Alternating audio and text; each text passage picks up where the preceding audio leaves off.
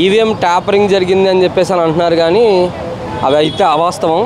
ఎందుకంటే భారత రాజ్యాంగం ఏదైతే పొందుపరిచారో డాక్టర్ బిఆర్ అంబేద్కర్ గారు ప్రతి మనిషి ఓటు హక్కును వినియోగించుకోవడం అనేది జరిగింది. మొన్న ఎలక్షన్స్లో మీరు చూడండి, చాలా వరకు మీకు యాక్చువల్గా ఏంటంటే లాస్ట్ ఇయర్ మీద 4% నుంచి 5% ఓటింగ్ పర్సంటేజ్ కూడా పెరిగింది.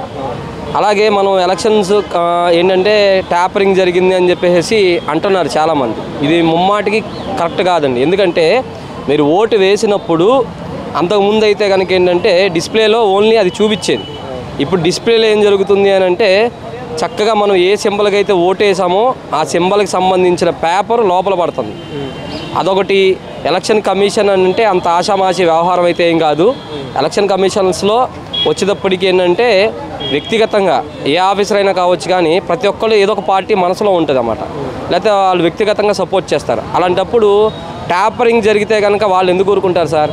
ఇప్పుడు సపోజ్ నేనే వైఎస్ఆర్సీపీయో టీడీపీయో జనసేన తరఫున ఒక ఎలక్షన్ ఆఫీసర్కి వెళ్ళాను, లేదా ఒక పోలింగ్ బూత్ ఏజెంట్గా వెళ్ళాను. ఏదైనా ట్యాపరింగ్ జరుగుతుందని తెలిస్తే నేను ఊరుకుంటానా? ఇదైతే కనుక ఏంటంటే 99.9% అయితే కనుక ట్యాంపరింగ్ జరగడానికి అయితే అవకాశం లేదు. ఏదన్నా సరే ఏంటంటే ఆ ట్యాంపరింగ్ మీద కనుక ఏదన్నా నిష్పక్షపాతకంగా కనుక ఇది విచారణ జరిపించాలని చెప్పేసి మేము సుప్రీంకోర్టులో కూడా పిటిషన్ వేయడం జరిగింది. అది కూడా రిజల్ట్లో పెట్టడం జరిగింది. ఏదైనా సరే ఏంటంటే ప్రజలు మాత్రం ఏంటంటే ఆంధ్ర రాష్ట్రంలో మాత్రం స్వచ్ఛందంగా వచ్చి వాళ్ళ ఓటు హక్కును వినియోగించుకున్నారు. అందుకనే ఈరోజు ప్రభుత్వాలు కానీ ఏవైనా సరే మారినాయి. ఈవీఎం ట్యాంపరింగ్కిను ప్రజలు ఇచ్చిన తీర్పుకిను సంబంధమే లేదు. యాక్చువల్గా పూర్తిగా ప్రజలు ఏంటంటే ప్రజలు మార్పు కోరుకున్నారండి. ఆల్మోస్ట్ ఆల్ ప్రతి ఏంటంటే గత ప్రభుత్వంలో 151 సీట్లు రావటం వల్ల ఆ ఎమ్మెల్యేలు పనితీరు కావచ్చు, లేకపోతే ఏంటంటే రాజధాని కావచ్చు, వైజాగ్ స్టీల్ ప్లాంట్ కావచ్చు, పోలవరం ప్రాజెక్ట్ కావచ్చు, లేకపోతే 2 ఏళ్ళు కరోనా కావచ్చు, ఏదైనా సరే ఏంటంటే ఎక్కువ మంది గెలవటం వల్ల అది ఆల్మోస్ట్ ఆల్ అపోజిషన్ అదే అధికారంలో ఉన్న పార్టీకి మైనస్ అయ్యింది.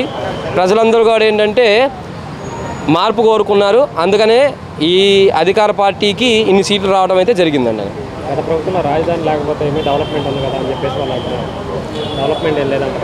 యాక్చువల్గా రాజధాని విషయంలో ఆంధ్రప్రదేశ్లో రాజధాని విషయంలో గత ప్రభుత్వం అయితే కనుక 3 రాజధానులు అని చెప్పేసి ప్రజలను అయితే ఒక రకంగా ఏంటంటే ఒక రకమైనటువంటి మభ్యపెట్టింది. అటు కోస్తా డెవలప్ చేస్తాము, వైజాగ్ ఉత్తరాంధ్రను డెవలప్ చేస్తాము, ఇటు రాయలసీమ డెవలప్ చేస్తామని చెప్పేసి ఏదో సంథింగ్ అనే మాటల వరకు అయితే చెప్పింది. కానీ 3 రాజధానులు అనేది పెట్టినా కానీ తొందరగా యాక్షన్స్ తీసుకుని ఉంటే ఏదన్నా ఇంప్లిమేషన్స్ వచ్చేదేమో. కానీ యాక్చువల్గా మన ఆంధ్ర రాష్ట్రానికి రాజధాని అనేది లేకపోవటం వల్ల చాలా వరకు పెట్టుబడులు కావచ్చు, లేకపోతే ఏదన్నా ఎంప్లాయ్మెంట్ కావచ్చు, ఏదన్నా సరే ఏంటంటే గ్రోత్ అనేది జరగలేదు.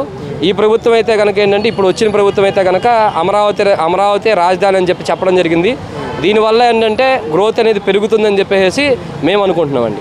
గత ప్రభుత్వంలో అభివృద్ధి జరిగింది, ప్రతి ఒక్కరికి సంక్షేమ పథకాలు రద్దు చేయవచ్చామని చెప్పి కూడా వైసీపీ వాళ్ళు వ్యాఖ్యలు చేస్తున్నారు. యాక్చువల్గా ఏంటంటే గత ప్రభుత్వం నవరత్నాలని మేనిఫెస్టోని బైబుల్ ఖురాను ఇట్లా అని చెప్పేసి చెప్పడం జరిగింది. ఓకే, ఎవరు కాదనట్లా. ప్రజలకి ఏంటంటే మనం ఉచిత తాయిలాలు ఇవ్వటం అనేది కాదు. ఆ ఉచిత తాయిలాలతో పాటు ఏంటంటే ఎంతోమంది విద్యా ఉపాధి అవకాశాలు చూపించాలి. ఎకనామిక్ గ్రోత్ చూపిస్తే కనుక ఏంటంటే ఆటోమేటిక్గా ప్రజలు ఏం చేస్తారంటే ఎంతో కొంత ఉన్నతమైన స్థానంలోకి వెళ్తారు. ఏంటంటే మనకి కావాలని చూడండి, అన్ని రేట్లు కూడా విపరీతంగా పెరిగిపోయినాయి. సామాన్యుడు బతకడానికి కూడా చాలా కష్టంగా ఉండేది. దానివల్ల ప్లస్ ప్రజలందరూ కూడా ఏంటంటే కొద్దిగా రెవల్యూషన్ అనేది రావడం అనేది జరిగింది. చాలా వరకు ఏంటంటే గత ప్రభుత్వం అయితే మంచి పథకాలను ఇచ్చింది. ఈ ప్రభుత్వం కూడా ఏంటంటే కొన్ని పథకాలను ప్రవేశపెట్టింది. ఈ పథకాలను ఎలా అమలు పరుస్తారు, అలాగే ఏంటంటే ఇప్పుడు ఈ ప్రభుత్వం ఎకనామిక్ గ్రోత్ ఎంతవరకు చూపిస్తుంది అనేది ఏంటంటే రానున్నటువంటి ఈ పరిపాలన కావచ్చు, ఈ కూటమి ప్రభుత్వం కావచ్చు, ఏదన్నా సరే ఏంటంటే వాళ్ళు ప్రజలకు చేసే దాన్ని బట్టి నెక్స్ట్ ప్రభుత్వం యొక్క విధి విధానాలు ఆధారపడి ఉంటాయని నేను అనుకుంటున్నాను సార్.